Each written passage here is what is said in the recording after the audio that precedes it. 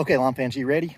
So today I want to talk about your soil, your amendments to your soil, and high spots that you may have in your yard.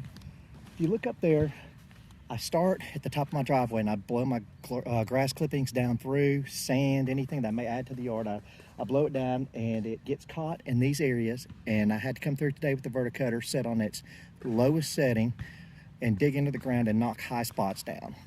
And what does that mean? Is that I leveled them out, because I could feel when I was cutting with my real mower, as I hit the edge, it would jump up, and I knew that I had a high spot there. Same thing here. If you look down through there, there was a high spot. The water, grass clippings, everything, they come downhill. When they get to here, they start to back up, and it forms a high spot. Now, I want you to take a look at the soil and how dark it is. I'm gonna come in close here. And that is not how this lawn came when I moved in here. That's from adding many amendments to the soil, organic matter to the soil over time. Now, I'm gonna show you something. You saw that there in my yard, and I helped my neighbor with his yard today too. We leveled out, did some leveling on his, knocking down high spots, but look at the color of that soil. See how that soil is that good old Georgia red clay right there? Because it's never had amendments added to it.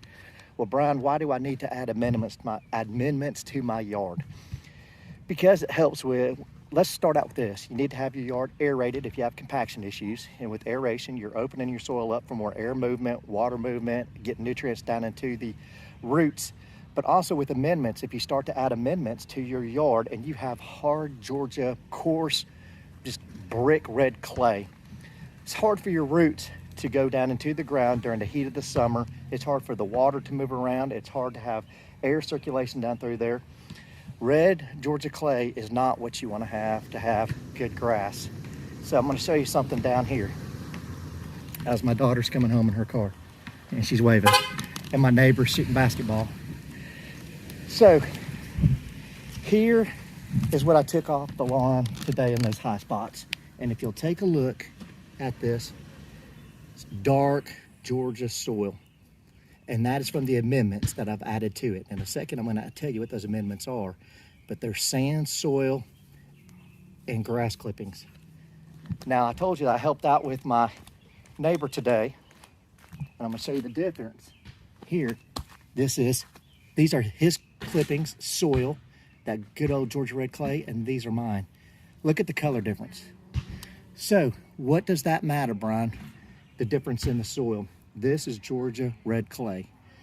You're not getting good CECs with this soil. And what CECs is how the water and the nutrients and the things that you add to your soil are moving through it.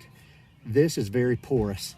And porous is what you want. You want the air to move through, the water to move through, your NPK, your minor nutrients to move through that soil. Look how that just falls apart right there. Okay, so what did I add to this? Carbon.